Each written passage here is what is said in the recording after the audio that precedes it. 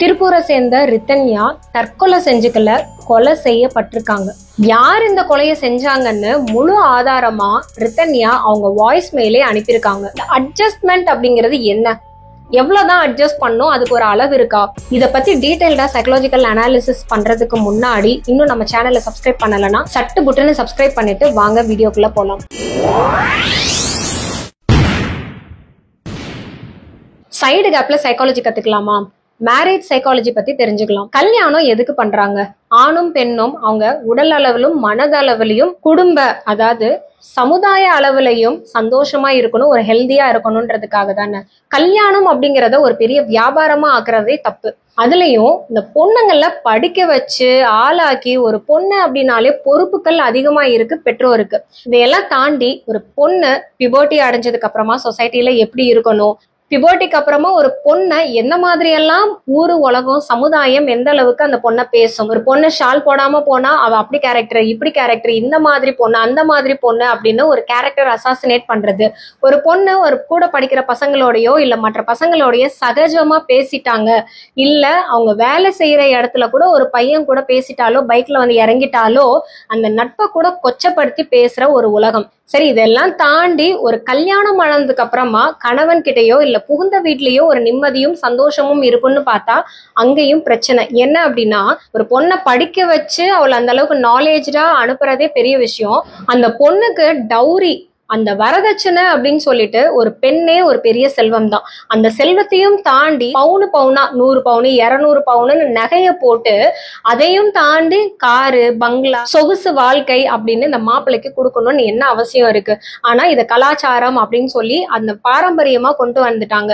AI வந்துருச்சு, இன்னும் நிறைய டெக்னாலஜி வந்துருச்சு, ஆனா இன்னும் இந்த மனுஷங்களோட மூளைய மாத்தவே முடியல. அந்த காலத்துல பெண்கள் வந்து படிக்கல, அந்த காலத்துல பெண்கள் படிக்கல, படிப்பறிவு இல்லை, ஸோ வீட்டுக்குள்ளேயே அந்த கிச்சன் தான் உங்களோட உலகம் அப்படின்ற இருந்த காலத்துல பெண் வந்துட்டு கட்டி கொடுத்ததுக்கு அப்புறமா புகுந்த வீட்டுக்கு போகும்போது அவளுக்குன்னு ஒரு செல்ஃபா எதையாவது ஒரு செலவு தேவை, ஒரு மெடிக்கல் எமர்ஜென்சி, ஹஸ்பண்ட்க்கு வந்துட்டு ஏதாவது ஒரு பிரச்சனை, எதையாவது ஒரு ப்ராப்ளம் வரும்போது அவங்களால எப்படி மேற்கொள்ள முடியும் அப்படிங்கிற ஒரு எமர்ஜென்சிக்காக தான் அவங்க கூடயே ஒரு செல்வம், அதாவது தங்கமோ ஒரு கோல்டாவோ ஜுவல்ஸாவோ இல்ல அவசர தேவைக்குன்னு ஒரு பண உதவி, ஒரு அவங்களுக்குன்னு ஒரு சேவிங்ஸ் வேணும்னு சொல்லி கொடுத்து அனுப்புனாங்க. இப்பதான் பொண்ணுங்களை லட்ச லட்சமா செலவு பண்ணி படிக்க வைக்கிறாங்கல்ல, பொண்ணுங்களும் ஆண்களுக்கு ஈக்குவலா வேலை செய்யறாங்கல்ல. ஒரு குடும்பத்தை ரன் பண்றதுக்கு 2 சக்கரம் மாதிரி கணவனும் மனைவியும் 2 பேருமே உழைக்கிறதுக்கு தயாரா தானே இருக்காங்க. இன்னும் எதுக்கு இந்த பெண்ணை போய் புகுந்த வீடுன்னு சொல்லிட்டு மாமியார் வீட்டுக்கும் மாமனார் வீட்டுக்கும் அனுப்பி அங்கேயும் வேலை பார்க்குற மெஷினா நடத்திட்டு இருக்காங்கன்னு புரியல. போனது ரித்தன்யாவோட உயிர் மட்டும் கிடையாது. இந்த மாதிரி வாழ்நாள் ஃபுல்லா அடுப்பறையில உட்காந்துக்கிட்டு நல்லா படிச்சு நல்ல படிப்பறிவு ஸ்கில் இருக்கிற பொண்ணுங்க, நல்ல திறமையான பொண்ணுங்க, ஆண்டர்பிரனரா இருக்க வேண்டிய பொண்ணுங்க கூட கல்யாணத்துக்கு அப்புறமா வாழ்க்கையை தொலைச்சிட்டு கணவனுக்கு அடிமையாவும் இல்ல மாமியாருக்கும் மாமனாருக்கும் சாப்பாடு ஆக்கி போட்டுட்டு இருக்கிற ஒரு வேலைக்காரியமா தான் இருக்காங்க. கொஞ்சம் கூட மனிதாபிமானமே கிடையாதா?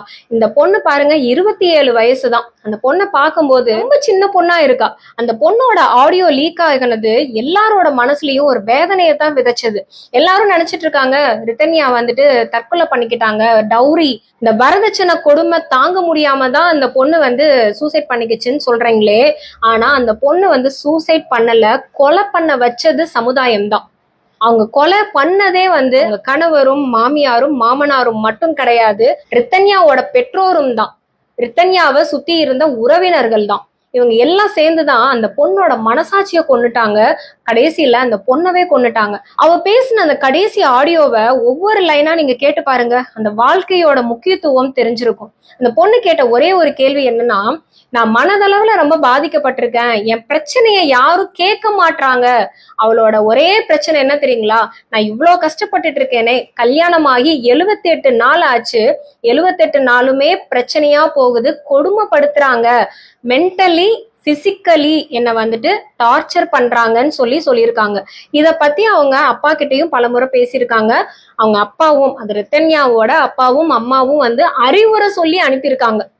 கல்யாணம்னா அப்படிதான் இருக்கும், போக போக சரியா போயிடும், ஓ மேலதான் தப்பு இருக்கு, நீ தான் அட்ஜஸ்ட் பண்ணிட்டு வாழணும். அட்ஜஸ்ட்மெண்ட் அப்படிங்கிறது என்ன, எவ்வளவுதான் அட்ஜஸ்ட் பண்ணும், அதுக்கு ஒரு அளவு இருக்கா? ஒரு பொண்ணு புகுந்த வீட்டுக்கு போனதுக்கு அப்புறமா கணவனோட அன்பையும் அரவணைப்பும் தான் எதிர்பார்ப்பா. ஆனா எவ்வளவு 300 பவுன் நகை கொடுத்துருக்காங்க, அது பத்தாதுன்னு சொல்லி இன்னும் 200 பவுன் நகை வாங்கிட்டு வான்னு அந்த மாப்பிள்ளை கேட்டிருக்கிறாரு. அதுக்கப்புறம் 70 லட்சம் ரூபாய்க்கு காரு, சொகுசா ஒரு காரு வரதட்சணையா கொடுத்துருக்காங்க. பத்தாவதுக்கு பணமும் கொடுத்துருக்காங்க.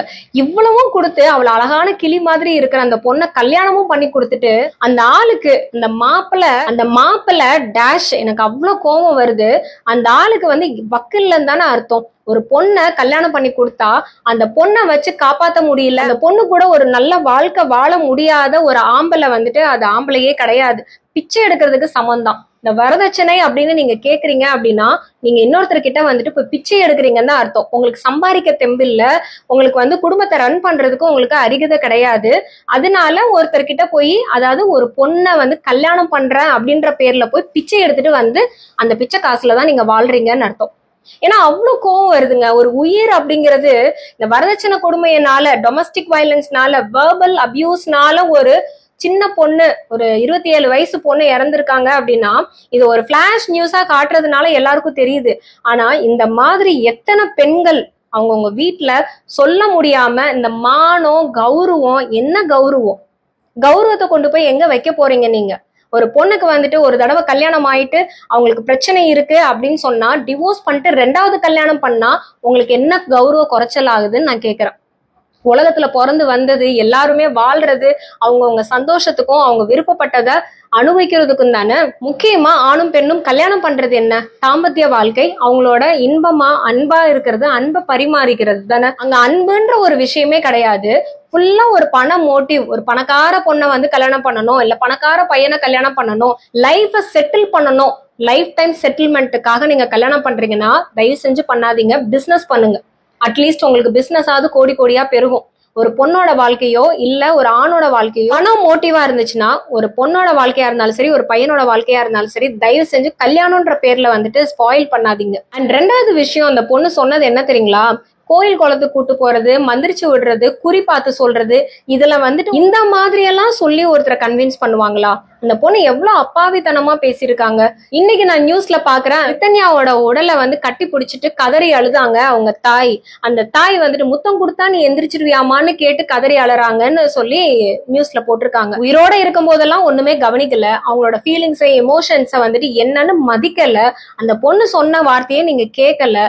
இப்போ உயிர் போனதுக்கு அப்புறமா நீங்க ஐயோ ஐயோன்னு தலையா அடிச்சு என்ன பிரயோஜனம்? திருப்பி போன உயிர் வருமா? இந்த வீடியோ பார்த்துட்டு இருக்கிற ஃப்ரெண்ட்ஸ், தயவு செஞ்சு இந்த அவேர்னஸ் வீடியோவை உங்களுக்கு ரொம்ப பிடிச்சவங்களுக்கு ஷேர் பண்ணுங்க. இனியும் ஒரு உயிரை கூட நம்ம இழக்கவே கூடாது. கல்யாணம் பண்ணி மனைவி டார்ச்சர் பண்றான்னு சொல்லி ஐடி ஊழியர் அட்டுல் சுபாஷ் உயிரை இழந்தாரு. அதே மாதிரி கல்யாணம் பண்ணி கணவனோட டார்ச்சர் தாங்க முடியல, மாமனார் மாமியார் கொடுமை தாங்க முடியலன்னு சொல்லி திருப்பூரை சேர்ந்த ரித்தன்யா உயிரை இழந்திருக்காங்க. ஆணா இருந்தாலும் பெண்ணா இருந்தாலும் ஒரு கல்யாண பந்தம் அப்படிங்கிறது ஒரு 2 பேருக்குமே ஒரு அண்டர்ஸ்டாண்டிங்கும் ஒரு லவ், அந்த அன்பை பரிமாறுற விஷயமா இருக்கணுமே தவிர இதுல நீங்க காசு பணத்துக்காகவோ இல்ல ஆடம்பர வாழ்க்கைக்காகவோ உங்களோட செல்ஃபிஷ்னஸ்க்காகவோ பழி வாங்கவோ கிடையாது. ரித்தன்யாவோட ஆடியோவை கேட்கும் போதே அந்த வாய்ஸ் கேட்கும்போது எவ்வளவு டெண்டரா இருக்கு, எவ்வளவு ஒரு சின்ன பொண்ணா இருக்கா, எவ்வளவு அழுது எப்படி வேதனைப்பட்டிருப்பா, எவ்வளவு முறை வந்துட்டு அவங்க சொந்தக்காரங்க கிட்டயோ இல்ல அவங்க அம்மா அப்பா கிட்டயோ சொல்லியிருப்பா. என்ன பஞ்சாயத்து! ஒரு பொண்ணை கட்டி கொடுத்து புகுந்த வீட்டுக்கு அனுப்புறீங்கன்னா அவளுக்கு என்ன பிரச்சனை இருந்தாலுமே அதை நீங்க பேரண்ட்ஸ் நீங்க வந்து உங்க பொண்ணுக்கு நீங்க சப்போர்ட்டா நிக்கணும். அளவுக்கு அதிகமா நீங்க பேம்பர் பண்றதும் தப்பு. என்னன்னு தட்டி கேட்காம எதுவும் அடி உத மிதி வாங்கினாலும் புருஷன் வீட்லயே போய் சாவுன்னு சொல்லி நீங்க சபிக்கிறதும் தப்பு. எதுவா இருந்தாலும் கவுன்சிலிங்க்கு கூட்டு போங்க. இந்த மாதிரியான பிரச்சனைகள், மனவலி, மன கஷ்டம், டொமஸ்டிக் வயலன்ஸ், இதெல்லாம் வந்து ஒரு கவுன்சிலர் கிட்ட போகும்போது அந்த பொண்ணுக்கு ஒரு வாழ்வு கிடைச்சிருக்கும். இந்த கவுன்சிலிங்ல அவளுக்கு என்னென்ன பிரச்சனைகளோ அந்த கவுன்சிலர் கிட்ட ஷேர் பண்ணிருப்பா. ஒரு சஜஷன்ஸ் கிடைச்சிருக்கும். அதுல இருந்து எப்படி மீண்டு வரணும்னு ஒரு சொல்யூஷன் கிடைச்சிருக்கும். அந்த பொண்ணு இன்னொன்னு என்ன சொன்னா தெரியுமா? எனக்கு 2வது கல்யாணம் பண்ணி வச்சாலும் கூட எனக்கு வாழறதுக்கு தைரியம் இல்லைன்னு சொல்லியிருக்கா.